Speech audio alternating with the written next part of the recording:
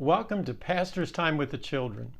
This week, our lesson comes from Matthew's Gospel, 14th chapter. It's the well-known story of Jesus feeding 5,000 people. The day begins with Jesus and the disciples trying to get away from the crowds, but the crowds keep following them. And they find themselves on the side of a hill, and there's thousands of people milling around. So Jesus has everybody sit down, and he begins to teach them. And when the day comes to an end, the disciples come to Jesus and say, send all these people away. They need to go to the villages around here and find something to eat. And Jesus says, you give them something to eat. And the disciples say, well, it would take a whole year's wages to buy enough food to feed all these people. And Jesus says, what do you have? And they said, well, we don't have anything.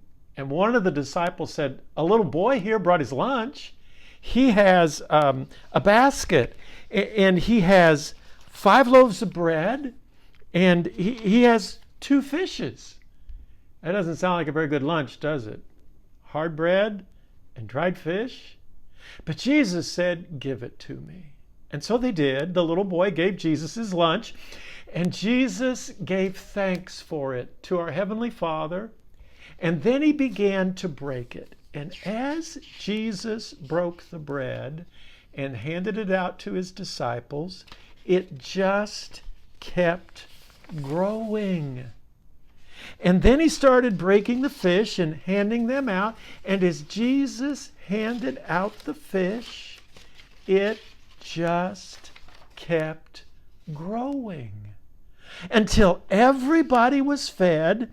And then the disciples gathered up all the leftovers, and there were 12 baskets full.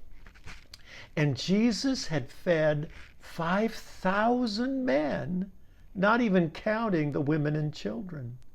So what do we learn?